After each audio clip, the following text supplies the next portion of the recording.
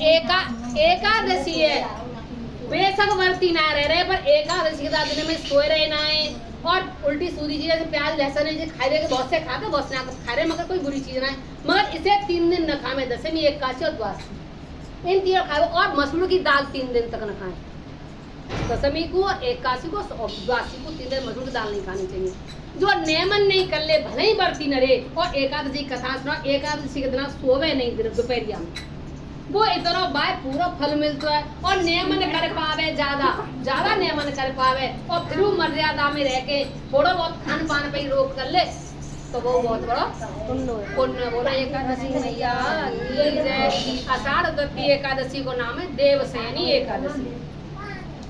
देवसैनी एकादशी मैया की जय।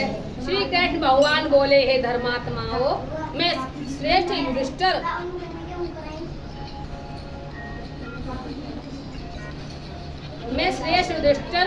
आषाढ़ मास के शुक्ल पक्ष की एकादशी का नाम देवशयनी है। ब्रह्मा जी ने नारद से कहा था, आज के दिन भगवान विष्णु को शयन कराया जाता है।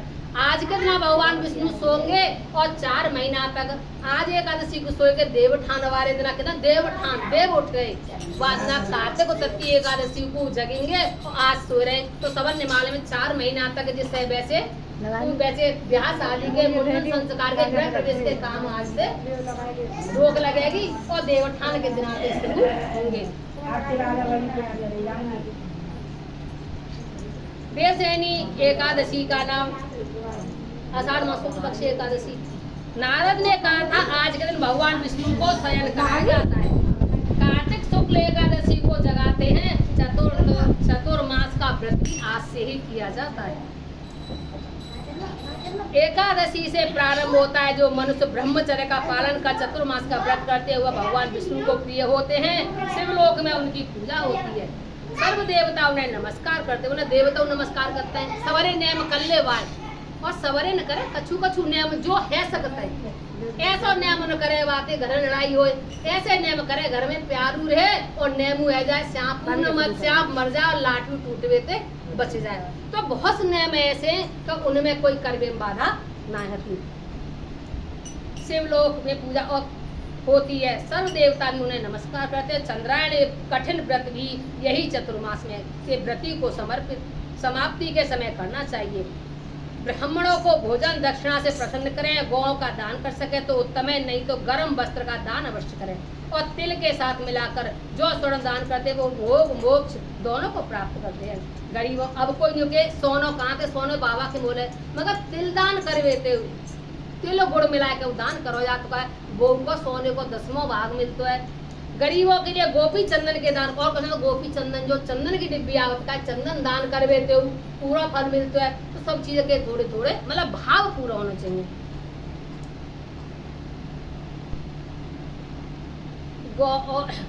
सर्वदान करते हुआ मोक्ष दोनों ही प्राप्त होते हैं। गरीबों के लिए गोपी चंदन के दान से भगवान प्रश्न होते हैं, हल्दी के दान से गौरी शंकर जी प्रश्न होते हैं। और चांदी के पात्र में रखकर हल्दी का दान देना बामन भगवान की प्रसन्नता के लिए है।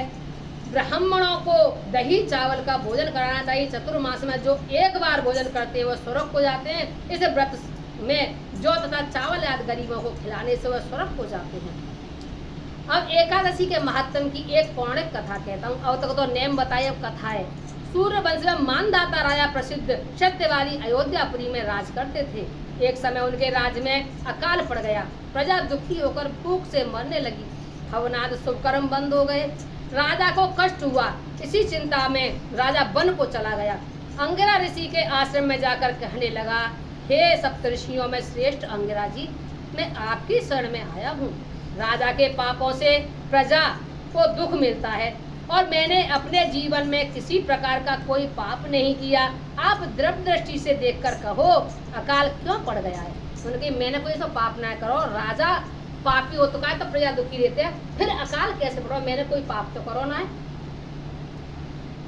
अंगिरा मुनि बोले, सतयुग में ब्राह्मणों का वेद पढ़ना और तपस्या करने का धर्म है, परंतु आपके राज्य में आजकल एक शूद्र तपस्या कर रहा है।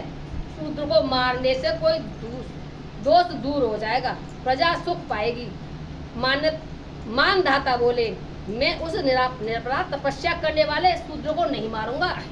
आप इस कष्ट कष्ट से छूटने के लिए कोई दूसरा उपाय बतलाइए। मतलब वो कोई पाप पूजा ही कर रहा है, मार दो क्या अपराध है, बात तो पूजा करन दो, मगर कोई और ऐसी पूजा वो बता दो बातें बड़ी कि मेरी संतान, मेरी पूरा जित का प्रजा सुखी हो और बारिश आ जाए।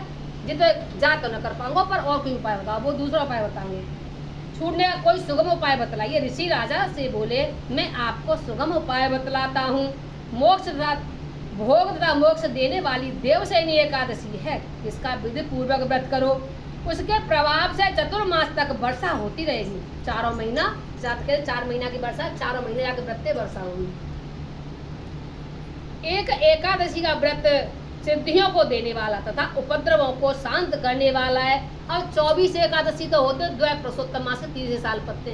24 एकादशी के व्रत के अलग अलग फरार हैं और अलग अलग इनको फल मिलता है और अलग अलग इनकी पूजा है। तो इनके सब एकादशी को अलग अलग नियम है, तो अलग अलग पूजा पाठ है इनको। उपद्रव शांत करने वाला है। मुनि की शिक्षा से मानधाता ने प्रजा सहित पद्मा का व्रत किया और कष्ट से छूट गए। इसका महात्म पढ़ने या सुनने से अकाल मृत्यु का भय दूर हो जाता है।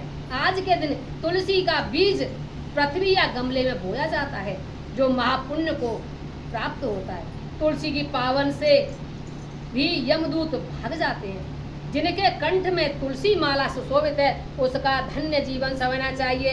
इस दिन दाग का सागर लेना चाहिए। बोलो पसो देवशयनी एकादशी मैया की जय। अरे श्री राम